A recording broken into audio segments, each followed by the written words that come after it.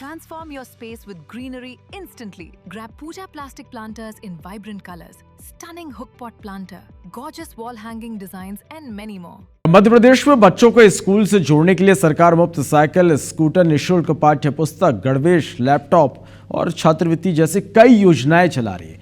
लेकिन इन तमाम सुविधाओं के बावजूद एक बड़ा सवाल खड़ा हो गया कि केंद्रीय शिक्षा मंत्रालय की यूडाइस प्लस 2025-26 की रिपोर्ट ये बताती है कि प्राइमरी से 12वीं तक पहुंचते पहुंचते बड़ी संख्या में स्टूडेंट्स पढ़ाई बीच में ही छोड़ रहे हैं।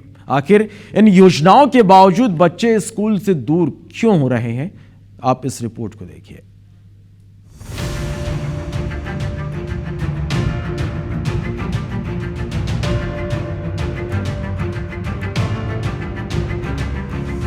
मध्य प्रदेश में शिक्षा को बढ़ावा देने के लिए योजनाओं की कमी नहीं है। बच्चों को स्कूल तक लाने के लिए सरकार मुफ्त साइकिल, स्कूटर, गणवेश, निःशुल्क पाठ्य पुस्तक, लैपटॉप और छात्रवृत्ति जैसी कई सुविधाएं उपलब्ध करा रही है। लेकिन सबसे बड़ी चुनौती बच्चों को 12वीं तक स्कूल में बनाए रखने की है। केंद्रीय शिक्षा मंत्रालय की यूडाइस प्लस 2025-26 की रिपोर्ट कहती है कि मध्य प्रदेश के 1,19,694 स्कूलों में करीब 1,52,00,000 विद्यार्थी हैं। यानी हर 21 विद्यार्थियों पर एक शिक्षक उपलब्ध हैं, जबकि राष्ट्रीय शिक्षा नीति 2020 के मुताबिक 30 विद्यार्थियों पर एक शिक्षक का अनुपात आदर्श माना गया है। मतलब ये कि मध्य प्रदेश में शिक्षक छात्र अनुपात राष्ट्रीय मानकों से बेहतर है। लेकिन तस्वीर का दूसरा पहलू चिंता बढ़ाने वाला है।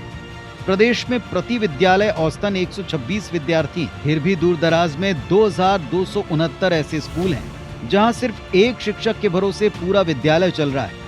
इन स्कूलों में 62,151 विद्यार्थी पढ़ रहे हैं। रिपोर्ट्स का सबसे चिंताजनक पहलू है बढ़ता ड्रॉप आउट।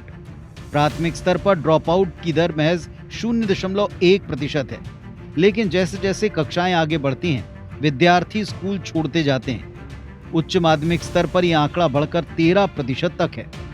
यानी बड़ी संख्या में छात्र 9वीं से 12वीं के बीच किसी न किसी वजह से पढ़ाई अधूरी छोड़ रहे हैं।